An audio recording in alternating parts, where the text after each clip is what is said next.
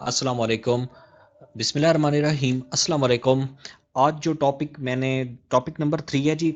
आज वो है जी सोर्स कोड और ऑब्जेक्ट कोड के बारे में। ठीक है, सोर्स कोड और ऑब्जेक्ट कोड के बारे में आज जो ये टॉपिक है, ये तकरीबन शॉर्ट्स में क्वेश्चन आ जाते हैं। ये बहुत इंपॉर्टेंट टॉपिक है, ठीक है, और आपका इस पर कंसेप्ट भी क्लियर होना चाहिए और इसका डिफरेंस भी आ जाता है।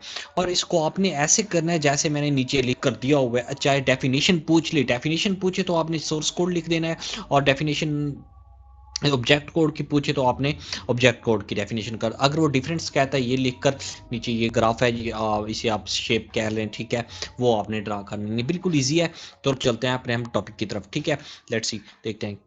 ठीक है, अब source code program written in high level language is called a source code. जो प्रोग्राम हाई लेवल में हम यानी कि लिखते हैं, कोडिंग करते हैं, ठीक है, हाई लेवल लैंग्वेज में यानी कि इंग्लिश वर्ड्स में, मैथमेटिकल एक्सप्रेशन में, ठीक है, मैथ के एक्सप्रेशन में और डिफरेंट सिंबल्स में, ठीक है, हम उसे क्या कहते हैं जी, सोर्स कोड। वो हमारा क्या होता है, सोर्स कोड। और इसे हम सोर्स प्रोग्राम भी कहते हैं। सोर्स कोड को सोर्स प्रोग्राम भी कहते हैं, आप कंफ्यूज ना हो जाना, ठीक है। सोर्स कोड को सोर्स प्रोग्राम भी कहते हैं। Source code is equal to source program, ठीक है।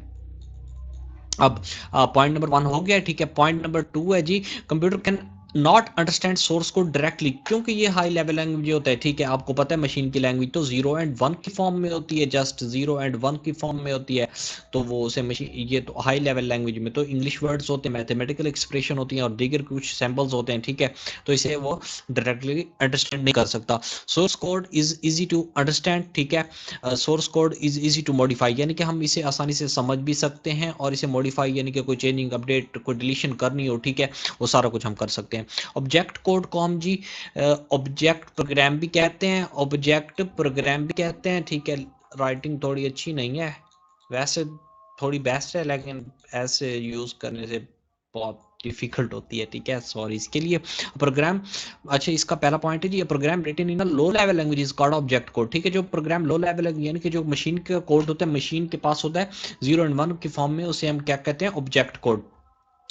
Computer can understand object code directly, क्योंकि वो उसकी ही लैंग्वेज होती है, ठीक है, उसे डायरेक्टली समझ लेता है, ठीक है, इसके लिए वो कोई मुश्किल नहीं पड़ती इसे, ठीक है। Object code is difficult to understand, वो हमारे लिए को तो काफ़ी डिफिकल्ट होता है, क्योंकि 0 एंड 1 की फॉर्म में होती है, ठीक है, उसे हम मॉडिफाई भी नहीं कर सकते, ईजी नहीं होता। ऑब्जेक्ट कोड इज, बल्कि सॉरी, इज डिफिकल्ट टू, यहाँ पर ये लफ्ज गलत है, इज डिफिकल्ट,